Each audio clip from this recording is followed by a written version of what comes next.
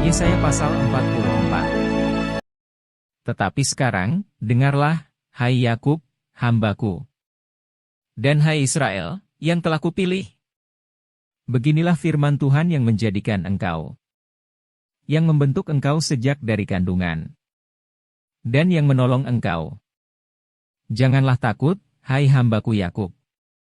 Dan hai Yeshurun, yang telah Kupilih. Sebab Aku akan mencurahkan air ke atas tanah yang haus, dan hujan lebat ke atas tempat yang kering. Aku akan mencurahkan rohku ke atas keturunanmu, dan berkat-Ku ke atas anak cucumu. Mereka akan tumbuh seperti rumput di tengah-tengah air, seperti pohon-pohon gandarusa di tepi sungai. Yang satu akan berkata, Aku kepunyaan Tuhan. Yang lain akan menyebut dirinya dengan nama Yakub. Dan yang ketiga akan menuliskan pada tangannya, kepunyaan Tuhan. Dan akan menggelari dirinya dengan nama Israel. Beginilah firman Tuhan, Raja dan Penebus Israel. Tuhan semesta alam. Akulah yang terdahulu dan Akulah yang terkemudian. Tidak ada Allah selain daripadaku. Siapakah seperti Aku? Biarlah ia menyerukannya. Biarlah ia memberitahukannya dan membentangkannya kepadaku. Siapakah yang mengabarkan dari dahulu kala hal-hal yang akan datang? Apa yang akan tiba, biarlah mereka memberitahukannya kepada kami. Janganlah gentar dan janganlah takut. Sebab memang dari dahulu telah Kukabarkan dan Kuberitahukan hal itu kepadamu. Kamulah saksi-saksiku. Adakah Allah selain daripadaku? Tidak ada gunung batu yang lain, tidak ada Ku kenal. Orang-orang yang membentuk patung, semuanya adalah kesia-siaan, dan barang-barang kesayangan mereka itu tidaklah memberi faedah. Penyembah-penyembah patung itu tidaklah melihat dan tidaklah mengetahui apa-apa, oleh karena itu mereka akan mendapat malu. Siapakah yang membentuk Allah dan menuang patung yang tidak memberi faedah? Sesungguhnya, semua pengikutnya akan mendapat malu, dan tukang-tukangnya adalah manusia belaka.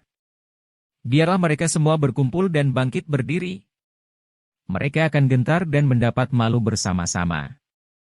Tukang besi membuatnya dalam bara api dan menempanya dengan palu, ia mengerjakannya dengan segala tenaga yang ada di tangannya. Bahkan ia menahan lapar sehingga habislah tenaganya, dan ia tidak minum air sehingga ia letih lesu. Tukang kayu merentangkan tali pengukur dan membuat bagan sebuah patung dengan kapur merah. Ia mengerjakannya dengan pahat dan menggarisinya dengan jangka, lalu ia memberi bentuk seorang laki-laki kepadanya, seperti seorang manusia yang tampan, dan selanjutnya ditempatkan dalam kuil. Mungkin ia menebang pohon-pohon aras atau ia memilih pohon saru atau pohon tarbantin, lalu membiarkannya tumbuh menjadi besar di antara pohon-pohon di hutan, atau ia menanam pohon salam, lalu hujan membuatnya besar.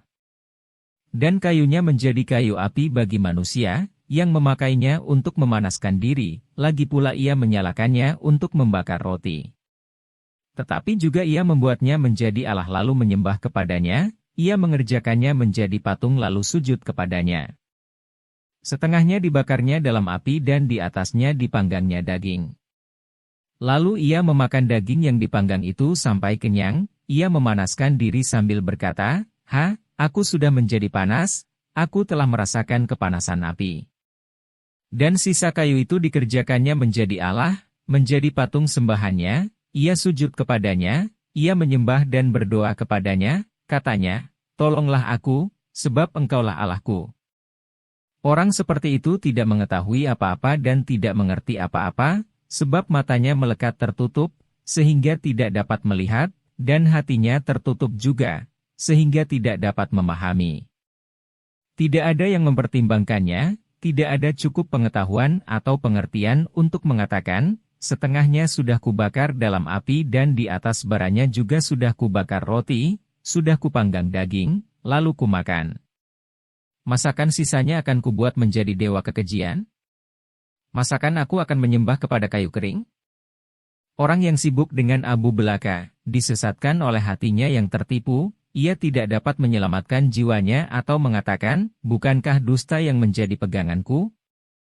Ingatlah semuanya ini, hai Yakub. Sebab engkaulah hamba-Ku, hai Israel. Aku telah membentuk engkau, engkau adalah hamba-Ku. Hai Israel, engkau tidak kulupakan. Aku telah menghapus segala dosa pemberontakanmu seperti kabut diterbangkan angin. Dan segala dosamu seperti awan yang tertiup. Kembalilah kepadaku, sebab aku telah menebus engkau. Bersorak-sorailah, hai langit, sebab Tuhan telah bertindak. Bertempik soraklah, hai rahim bumi. Bergembiralah dengan sorak-sorai, hai gunung-gunung. Hai hutan serta segala pohon di dalamnya. Sebab Tuhan telah menebus Yakub. Dan Ia telah memperlihatkan keagungannya dalam hal Israel. Beginilah firman Tuhan, penebusmu, yang membentuk engkau sejak dari kandungan. Akulah Tuhan, yang menjadikan segala sesuatu.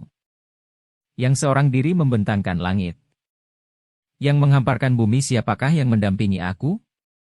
Akulah yang meniadakan tanda-tanda peramal pembohong. Dan mempermain-mainkan tukang-tukang tenung. Yang membuat orang-orang bijaksana mundur ke belakang. Dan membalikan pengetahuan mereka menjadi kebodohan. Akulah yang menguatkan perkataan hamba-hambaku. Dan melaksanakan keputusan-keputusan yang diberitakan utusan-utusanku. Yang berkata tentang Yerusalem, baiklah ia didiami. Dan tentang kota-kota Yehuda, baiklah ia dibangun. Aku mau mendirikan kembali reruntuhannya. Akulah yang berkata kepada tubir lautan, jadilah kering. Aku mau mengeringkan sungai-sungaimu. Akulah yang berkata tentang Kores, dia gembalaku. Segala kehendakku akan digenapinya. Dengan mengatakan tentang Yerusalem, baiklah ia dibangun. Dan tentang bait suci, baiklah diletakkan dasarnya.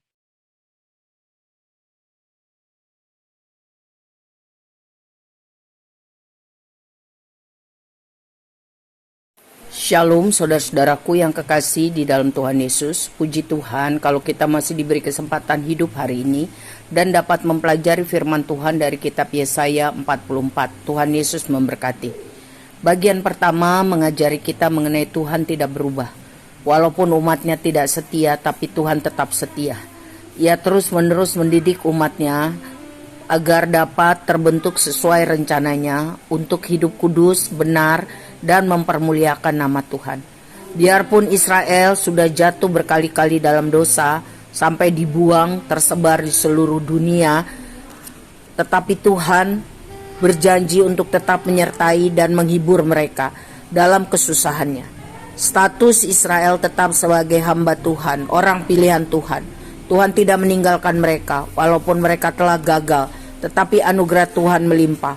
Tuhan akan terus-menerus membentuk umatnya yang keras hati itu. Jadi, keselamatan itu semata-mata anugerah kasih Tuhan. Hargailah kebaikannya. Bagian kedua mengenai kebodohan orang-orang yang memuja berhala. Karena berhala itu diciptakan sendiri oleh manusia. Padahal seharusnya manusia memuji Tuhan yang menciptakannya dan menciptakan seluruh alam semesta. Para penyembah berhala itu seperti orang buta, bodoh, sia-sia, akan mendapat malu dan binasa. Sebab itu jangan tukarkan Tuhan kita yang kita kenal dengan dalam nama Yesus Kristus dengan apapun dan siapapun. Yang ketiga mengenai Tuhanlah penebus Israel. Saudara, Tuhan sangat berbeda jika dibandingkan dengan ilah-ilah berhala-berhala lain. Tuhanlah yang menebus dosa, ialah penyelamat bagi orang yang percaya kepadanya. Berhala tidak dapat menebus dosa. Berhala tidak dapat menyelamatkan. Tuhanlah penebus, penolong, penyelamat yang benar. Ia telah membentuk umatnya sejak dari kandungan. Hal ini adalah bukti bahwa Tuhan itu memiliki inisiatif yang baik. Tuhan juga menguatkan hati orang-orang Israel yang sedang terpuruk. Ia mau membangun kembali kota-kota Yehuda yang telah hancur. Tuhan akan menggerakkan hati Kores, Raja Persia, untuk mendukung hal tersebut. Tidak ada yang mustahil bagi Tuhan. Ia selalu setia, ia mau menolong bagi orang-orang yang mau bertobat dari dosa dan kembali kepadanya. Tuhan tidak pernah menolak orang-orang yang sungguh mau bertobat dan memohon pertolongannya. Amin. Tuhan Yesus memberkati.